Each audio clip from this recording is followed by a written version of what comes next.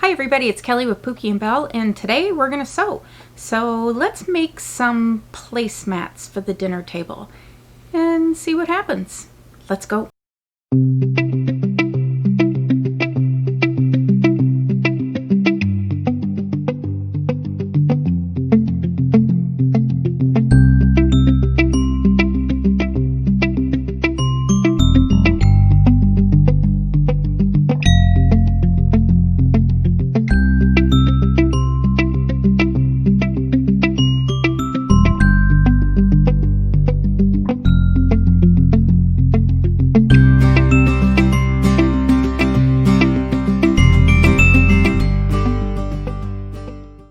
Here we are. The supplies that you're going to need will be an iron, a measuring tool, a rotary cutter or a pair of scissors, and your fabric, either the same pattern or differing patterns if you want it to be reversible. Let's get started. First thing you're going to need to do is measure your fabric.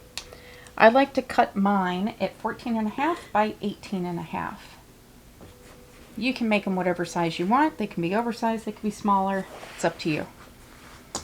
I've pressed my fabric so that it is nice and flat so I can get an accurate cut. And I'm just going to line them up.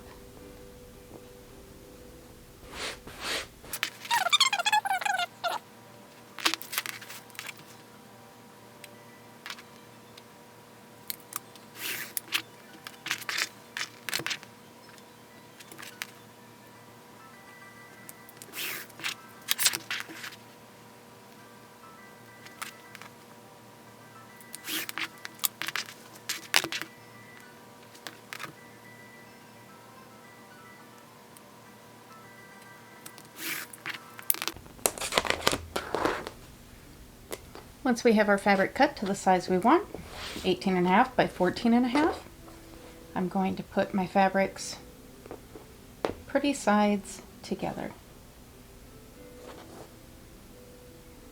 It's up to you at this point. You can pin all the way around and make sure that you leave an opening. It does not matter where or on which side, but leave yourself an opening about 4 inches at some point so that we can flip this right side out after we sew it together. So now we're going to go to the sewing machine and we're going to sew a 1/4 inch seam allowance all the way around except for this 4-inch area. Let's go. So it's up to you at this point if you like the clips or if you like the pins or if you're fine with stitching this together without either of them. Now for this, I'm just going to remove them because it is a cotton fabric and they are not slippery, so they don't slide apart. But again, it's whatever you're comfortable with, and if you're a beginner at sewing, then you may want to pin all the way around. So we've got our fabrics right sides together, and we're going to sew a 1/4 inch all the way around.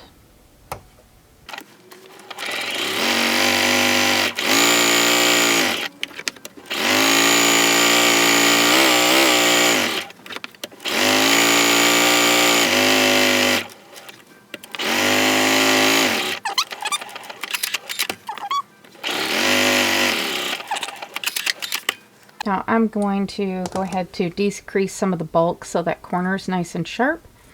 I'm going to snip the corner, just focus here, just close to the corner stitching, but not through it. So I'll do that on all 4 corners. If you have a rounded corner, you just want to snip some slits in it like this up to the stitching so that it will also lay nicer when you flip it out.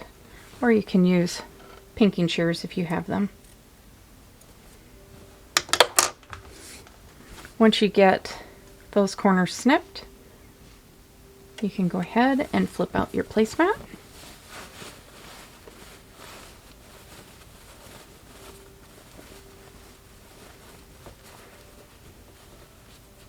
You can just use your thumb, you can use a chopstick, you can use scissors to poke those corners out. Just be careful if you use anything super pointy that you don't tear through the fabric.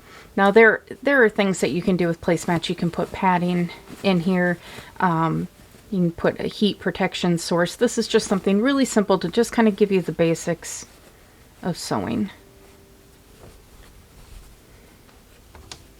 There we go. So now what we're going to do is we're going to bring it back over to the iron, and we're going to press this nice and flat, and then we will get this sewn up, and we'll do some top stitching to finish it off all the way around. Okay, here we are back at the ironing board, and we're going to go ahead and press this, get it nice and crisp.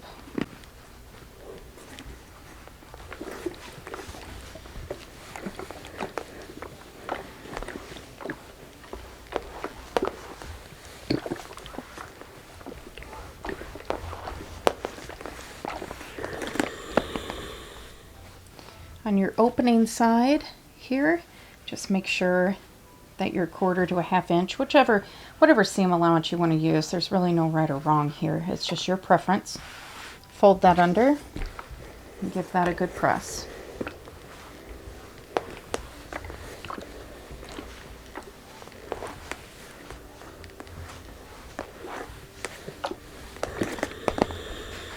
There we go. Now let's take it back to the sewing machine and finish it off. What I like to do when I do the top stitching is increase my stitch length to 3.5.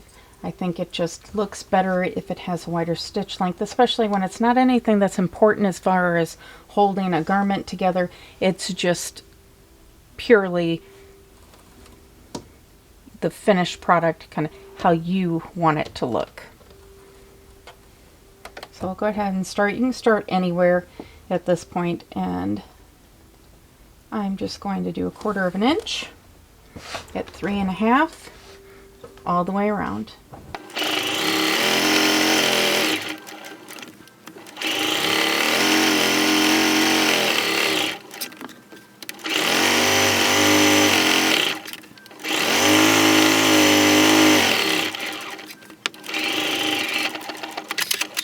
When you're done, go ahead and snip your thread tails.